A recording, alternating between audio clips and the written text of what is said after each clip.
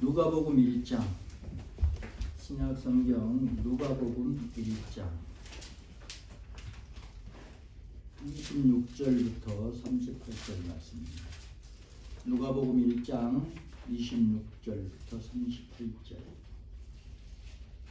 우리 한 절씩 나누어서 교독을 하겠습니다. 누가복음 1장 26절 여섯째 달에 천사 가브리엘이 하나님의 보내심을 받아 갈릴리 나사렛이라는 동네에 가서 바리새인에서 요셉이라 하는 사람과 약혼한 처녀에게 이르니 그 처녀의 이름은 마리아라. 그에게 들어가 이르되 은혜를 받은 자여 평안할지어다 주께서 너와 함께 하시도다 하니 처녀가 그 말을 듣고 놀라 이런 인사가 어찌함인가 생각하며 천사가 이르되 마리아여 무서워하지 말라 네가 하나님께 은혜를 입었느니라 보라 내가 잉태하여 아들을 낳으리니 그 이름을 예수라 하라. 그가 큰 자가 되고 지극히 높으신 이의 아들이라 일컬어질 것이요 주 하나님께서 그 조상 다윗의 왕위를 그에게 주시리니 영원히 야곱의 집을 왕으로 다스릴 것이며 그 나라가 무궁하리라. 마리아가 천사에게 말하되 나는 남자를 알지 못하니 어찌 이 일이 있으리까 천사가 대답하여 이르되 성령이 내게 임하시고 지극히 높으신 이의 능력이 너를 덮으시리니 이러므로 나실 바 거룩한 이는 하나님의 아들이라 일컬어지리라. 보라 내 친족 엘리사벳도 늙어서 아들을 배었느니라 본래 임신하지 못한다고 알려진 이가 이미 6달이 되었나니 그래서 하나님의 모든 말씀을 듣지 못하시니 없느니라. 마리아가 이르되 주의 여종이 오니 말씀대로 내게 이루어지리라. 천사가 떠나가니라. 아멘. 세상 사람들이 기독교인들을 떠부시하고 기독교인들을 사기꾼이라고 일컬어주는 불가사의한 일 중에 하나가 이제 본문이죠. 처녀 마리아가 남자 손도 안 잡아봤는데 아이가 이게 말이 되나 이런 엉터리 같은 이야기를 기독교인들은 믿고 있고 목사를 신뢰하고 있다.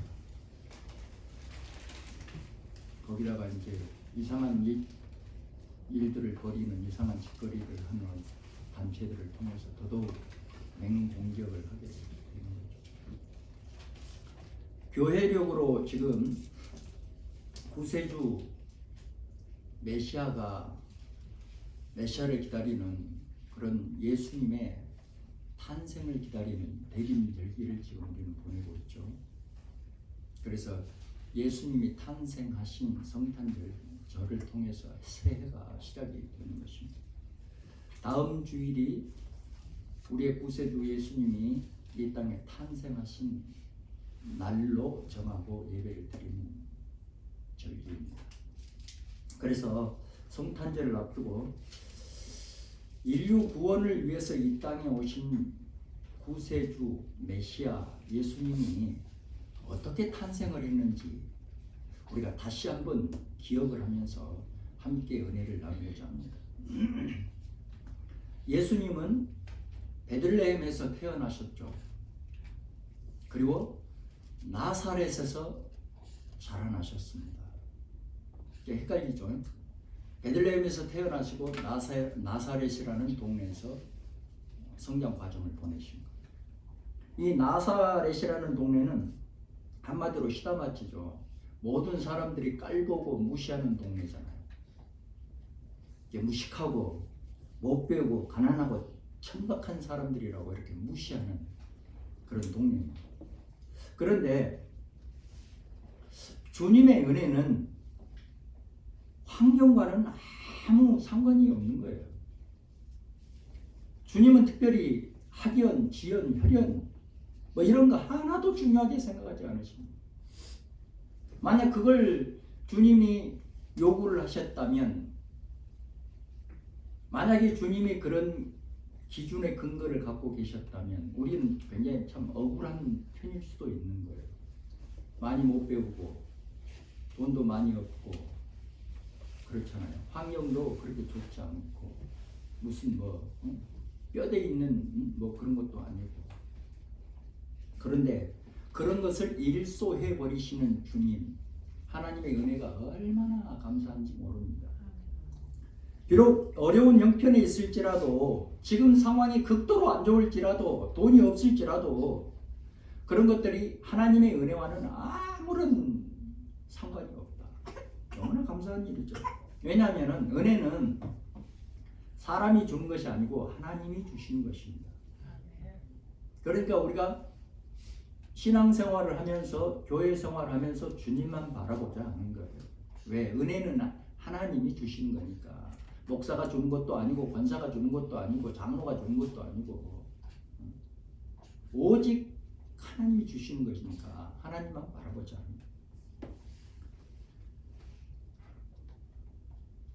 제 신앙 초창기에 이제 그런 얘기들을 많이 들었습니다만은 좋은 환경에 있다고 해서 은혜를 더 많이 받는 게 아니에요. 대형 교회에 있다고 해서 은혜를 더 많이 받는 게 아니에요. 우리가 굉장히 많이 착각들을 하거든요.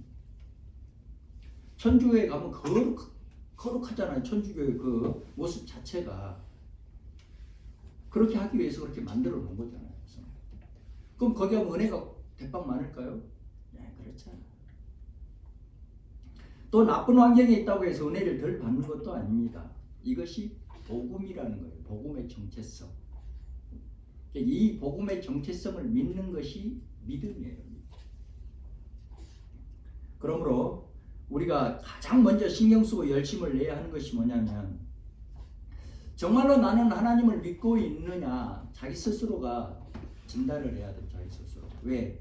사람이 봐서는 잘 모르니까 저 사람이 진짜 믿음을 가진 사람인지 저 사람이 믿음이 있는 척하는 사람인지 저 사람이 지금 가짜 믿음을 갖고 있는 것인지를 사람으로는 분별할 수가 없으니 정말로 나는 하나님을 믿고 있는가? 정말로 나는 하나님의 은혜를 받고 있는 사람이냐? 정말로 나는 하나님이 함께 해주는 사람이냐? 정말로 나는 하나님이 기뻐하시는 사람이냐? 이게 가장 중요한 거잖아요. 누구하고 뭐 비교할 필요도 없는 거예요. 이거는 신앙은. 가를 예를 들면 정말로 스펙이 좋고 돈이 많은 사람 이런 사람을 하나님께서 나는 저 사람 잘 모르겠는데 나는 저런 사람하고 난 관심이 없어. 난 저런 사람 안 좋아해. 난 저 사람하고 아무 관련이 없다. 상관이 없다. 하나님이 그래 버리시면 아무 의미가 없는 거예요. 그 사람은. 일례로 이 세상 속에서 성공한 사람들이 얼마나 많습니까? 각 처에서 성공한 사람들. 그런데 훌륭한 사람도 많아요. 돈 많은 사람도 훌륭한 사람이 많습니다. 돈 없는 사람도 못된 놈들이 많아요. 우리가 공평해야 되는 거예요. 공평. 나는 하나님의 공평성에 대해서 정말로 좋아하는 사람이에요. 공평성. 그런데 그 중에 성공한 것 같지만 험하게 끝난 사람들이 얼마나 많습니까? 우리가 세상 살면서 이렇게 겪듯이. 다 이룬 것 같고 다 많이 가진 것 같지만 너무나도 험하게 끝나버린다면 너무나 이거 허망하잖아요. 그런 인생이. 그건 뭐예요? 고생만 죽도록 하다가 허망하게 끝나버려요. 우리가 가치로 여겨야 할 게 뭐냐면 정말로 나는 은혜를 받은 사람이냐, 정말로 하나님은 나와 함께 하고 계시냐, 정말로 내 안에 하나님을 믿는, 하나님이 기뻐하시는 믿음이 있는 사람이냐, 하나님이 인정해 주시는 정말로 나는 하나님의 사람이냐. 이것이 우리 인생의 가장 중요한 가치예요. 이것이 우리 인생의 행복을 결정지어 주는 거예요. 우리는 정말로 행복하고 싶어요. 행복을 향해서 우리 줄다름칩니다. 우리 행복하게 살기 위해서 몸부림을 치잖아요. 사실은 뭐 하는 게 우리가 비전을 하면. 본문의 31절부터 보면 그렇잖아요. 보라, 네가 잉태하여 아들을 낳으리니 그 이름을 예수라 하라. 이렇게 쭉 말씀하시잖아요. 마리아를 통해서 메시아가 나온다는 거예요. 정말 놀랍잖아요. 메시아가 앞으로 낳을 아기가 이 인류를 구원할 메시아, 너희들이 그렇게 기다리는 메시아, 구세주, 구원자가 된다는 거예요. 그러자 이 말씀에 마리아가 이렇게 말을 하죠. 34절에 마리아가 천사에게 말하되 나는 남자를 알지 못하며 어찌 있으리까. 기독교의 기적 중에 기적, 세상 사람들이 기독교를 사기꾼이라고 말하는 부분이 이 부분이죠. 남자를 알지 못하는데 어떻게 아이를 임신을 하고 아이를 갖냐. 이게 말이 안 되는 일이 아니냐. 그게 마리아가 질문하잖아요. 저는 아가씨의 처녀예요. 아직 남자 손도 안 잡아봤어요. 그런데 제가 어떻게 임신을 하고 어떻게 아이를 낳을 수 있겠습니까? 당연한 질문이죠. 그렇다면 내가 아이를 낳아야 한다면 그럼 빨리 지금 약혼한 요셉과 빨리 결혼을 해야 되는 겁니까? 이 질문입니다. 그런데 어떻게 임신을 할 수 있는지 지금 방법을 사실은 물어보고 있는 거예요. 그러자 가브리엘이 천사가 대답하죠. 35절에 천사가 대답하여 이르되 성령이 내게 임하시고 지극히 높으신 이의 능력이 너를 덮으시리니 이러므로 아실 바 거룩한 이는 하나님의 아들이라 일컬어지리라. 우리는 아멘 하고 믿어요. 근데 세상 사람들이 이 부분을 믿기가 좀 어려운 거예요. 다시 말해서 네가 남자를 몰라도 남자하고 손을 잡지 않아도 아이를 갖게 된다. 이것은 성령이 하시는 일이다.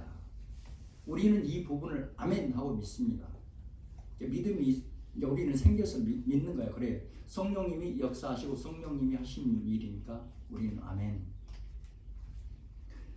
하나님의 능력이 너를 덮을 때 임신하고 하나님의 아들을 낳는 역사가 일어나게 됩니다. 성령이 임하고 하나님의 능력이 너를 덮을 때 불가사의한 그 일이 이루어지게 됩니다. 우리는 이 부분에 아멘 하는 거예요. 그래서 37절에 대저 하나님의 모든 말씀은 능하지 못하심이 없느니라. 하나님께는 불가능한 일이 없다. 이렇게 말씀하죠. 자, 이제 이 부분을 우리 현실로 한번 적용을 해보겠습니다.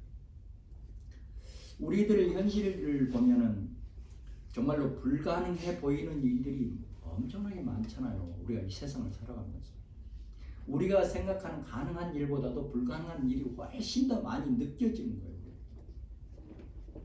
아무리 생각해봐도 안 될 것 같은 일들이 많잖아요. 그런데 하나님이 하시는 일이라면, 하나님이 원하시는 일이라면, 하나님이 계획하시는 일이라면 안 될 것이 없는 거예요.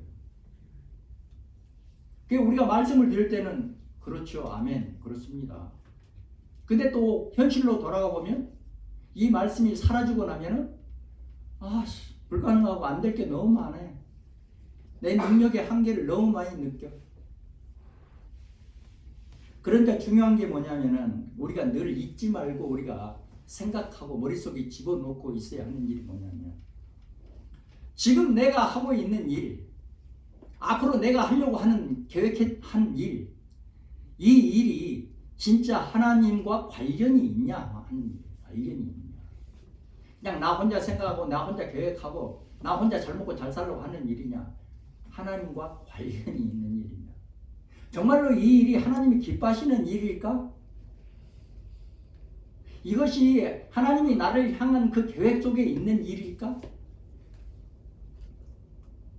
만약에 그렇다면, 하나님이 원하시고 기뻐하시고 하나님 계획 안에 있는 일이라면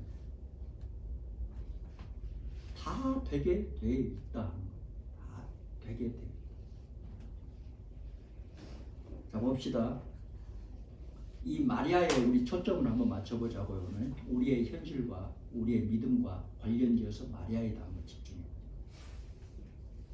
그 당시에 처녀가 임신을 하면 체벌이 뭐예요? 그 당시 율법의 체벌이 돌로 때려서 죽이잖아요. 여러분 영화 보시죠?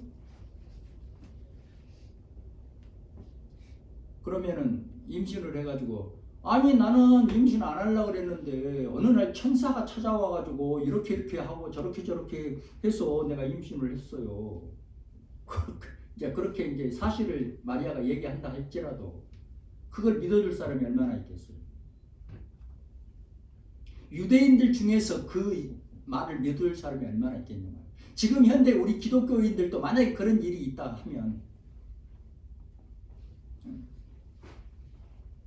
우리 교회 아가씨 한 사람 중에 그런 주장을 한 사람이 있다 그러면 우리가 믿어질까?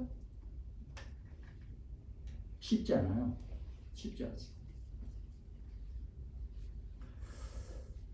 또 어떻게 이제 돌로 맞아 죽지 않기 위해서, 비난받지 않기 위해서 어떻게 몰래 그냥 애를 낳았다 쳐요. 그러면 어떻게 돼요? 결과가 이 배가 물러오니까 요셉한테 숨길 수가 없잖아요. 약혼을 해놨으니까. 그러면은 나 천사가 나타나서 이렇게 됐어요. 그러면 요셉이 믿어줄까? 받아줄까? 너 요셉이 받아줄 리가 없죠. 그럼 만약 이제 10달이 차서 애를 낳게 됐어. 그러면은 이 마리아는 미혼모가 되는 거예요. 미혼모로 그냥 아이를 키우는데 그 아이는 또 어떻게 돼? 사람들 손가락질하잖아. 저건 애비 없는 자식이라고 사생아라고. 이렇게 애를 키워내야 되는 거예요. 결과가. 더 중요한 것은 자칫 잘못하면 돌에 맞아 죽을 수 있는 거예요. 거의 법대로. 그러니까 이런 결과들을 생각을 해보면 아무리 하나님의 말씀이라 하더라도 받아들이기가 어렵다. 이런 결론이 나옵니다. 그런데 하나님의 역사하심을 거스릴 수 없잖아요. 마리아가 뭐라고 대답합니까? 마리아가 이르되 주의 여종이 오니 말씀대로 내게 이루어지이다 하며 천사가 떠나니라. 나는 이 부분에 굉장히 감동을 받아요. 지금 마리아는 어린 소녀예요. 어린 소녀. 20대도 아니고 어린 소녀입니다. 10대 소녀. 이런 어린애가 어떻게 이런 말을 할 수 있는지 참 신기하죠. 감탄해요. 신기한기보다도 감탄해. 지금 죽느냐 사느냐 지금 중대한 문제 앞에 서 있는 거예요. 근데 마리아는 사람의 말이 아니라 하나님의 말씀이기 때문에 하나님께는 불가능한 일이 없을 것이다 라고 정말로 믿어버려요. 이런 순수한 믿음, 순전한 믿음을, 어린애와 같은 믿음을 하나님은 원하십니다. 그래서 너희들의 믿음이 어린아이와 같아야 천국에 들어갈 수 있다 이렇게 말씀하십니다. 계산해서 믿고 뭐 환경 따지고 여건 따지고 제가 지금 처지가 이런데요. 그런 믿음이 아니고 마리아처럼 하나님의 말씀이므로 나는 믿습니다. 이런 순전한 믿음. 그래서 담대하게 믿음의 길을 가겠다 이렇게 결단을 딱 하잖아요. 어린 10대 소녀가. 우리가 이 땅을 살아가고 신앙생활하면서 늘 우리 앞에 놓인 문제가 바로 이 문제예요. 본문 이 부분과 관련돼서. 객관적으로는 다 믿습니다. 여러분 다 믿어요. 객관적으로는. 지식이 조금 있는 사람들이 믿음 생활이 흐릿한 게 바로 그거예요. 지식적으로는 진짜로 나한테 그런 일이 닥친다면, 이런 비슷한 일들이 닥친다면 못 믿어. 안 믿어. 근데 다른 사람한테 이와 유사한 일이 생기면은 기도하세요. 기도하면 돼요. 하나님은 도와주실 거예요. 우리 기도하십시다. 쉽게 말을. 근데 정작 나한테 이런 어려운 일이 닥치면은 안 믿어져. 미안한 얘기지만 믿지를 못해. 다른 방법을 막 찾아서 헤매. 근본적인 가장 중요한 이 문제를 열 수 있는 열쇠가 여기 있는데 이건 보이시죠? 바로 다른 걸 막 헤매거든. 그래갖고 또 제자리로 돌아와. 이것이 망해야 제자리로 돌아와. 안 망하면 계속 여기서 살아. 그러니까 빨리 망해버려야 되는 거야. 이 사람을 위해서는. 그러니까 그리고 또 재정이 차리고 돌아와. 그러면 이제 잘해야 되잖아, 제대로. 근데 믿음이 없으니까 또 마찬가지. 똑같은 일이 일어나는데 또 마찬가지. 신앙생활하면서 우리가 딱 내년부터는 고치자고요. 진짜 고쳐야 돼. 일을 악물고 때로는 손해가 나고 때로는 출혈이 일어나고 때로는 내가 좀 아파도 힘들어도 고쳐야 된다 이 말이에요. 내가 고쳐야 돼. 고치지 않으면 내년에도 똑같아요. 나이가 먹어갈수록 더 고질병이 되는 거예요. 습관화돼서 악습관이 몸에 붙어가지고 고쳐내야 돼. 내가 누가 못해도 내 인생을 위해서 내 축복을 위해서 내가 견뎌내야 되는 거예요. 왜? 그동안 내 몸속에 정말로 악한 습성이 꽉 차 있으니까. 그런 시도를 하지 않으면 똑같아. 또 내년 똑같고 전내년 똑같고 가면 갈수록 더 힘들어져. 나이가 먹어가면.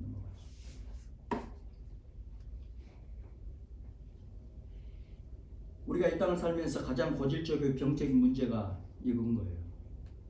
하나님의 말씀을 방금 말씀드린 것처럼 힘들고 어렵고 고통스러워도 나한테 적용하려고 몸부림을 쳐야 되는 거예요.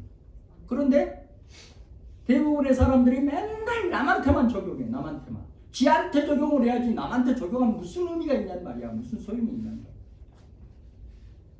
이게 우리의 고질적인 병적인 문제인 거예요. 이걸 내년부터는 좀 고쳐야 됩니다. 나한테 적용해. 나한테. 내가 살아내야 되는 거잖아. 내가 능력을 받고 은혜를 받아야 되는 거잖아.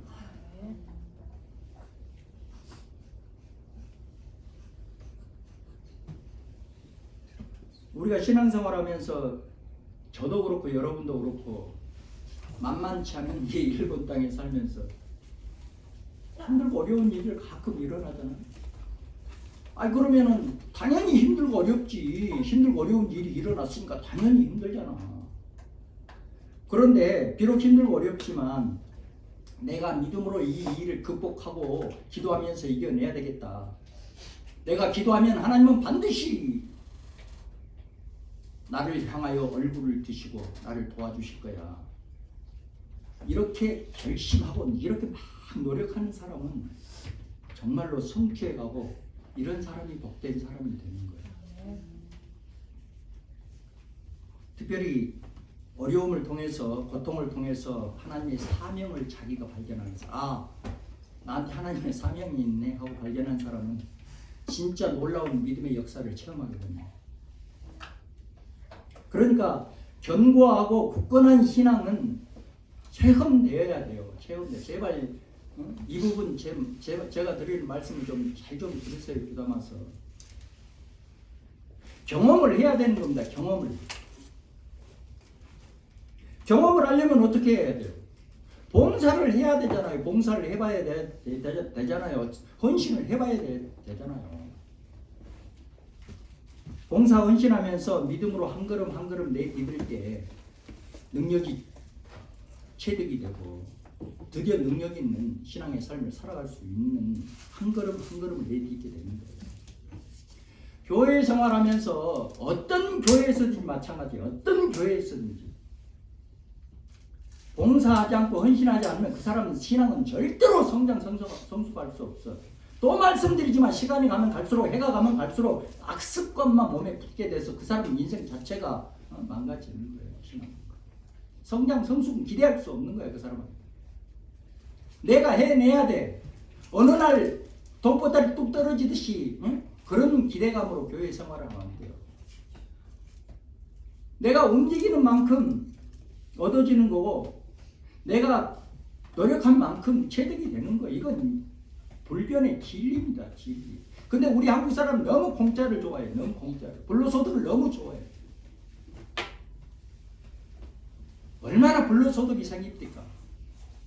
불로소득 잘못 생기면 그 인생 조지는 거예요. 여러분 다 보시고 경험하시잖아요.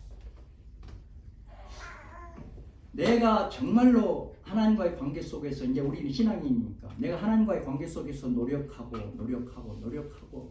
땀을 흘리고 수고를 하고 그것이 진짜 내게 능력으로 되겠습니다.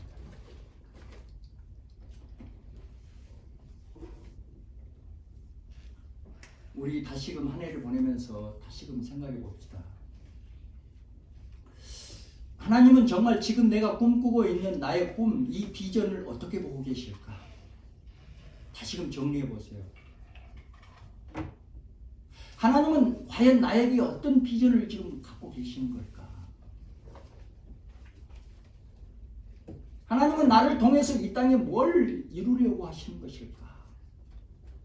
아니면 나를 제껴놓고 계시는 것일까? 아니면 하나님은 나를 지금 기대를 하고 보고 계시는 것일까?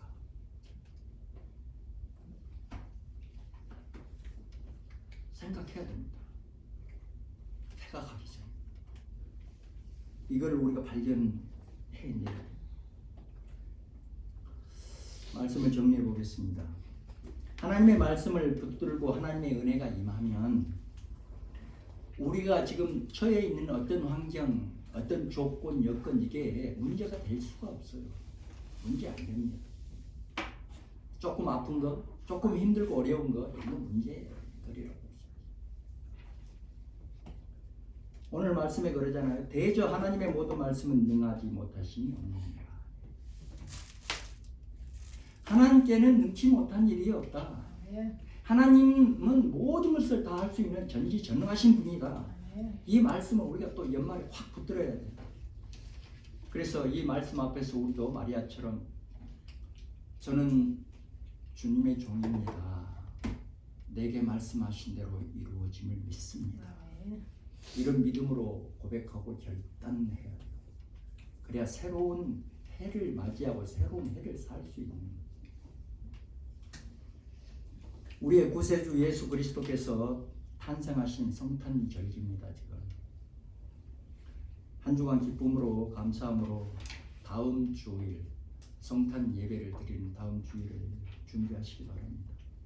여러분 모두 다 하나님의 은혜가 풍성한 그런 성탄절기가 되시기를, 그리고 내년을 잘 준비하시기를 주님의 이름으로 축원합니다.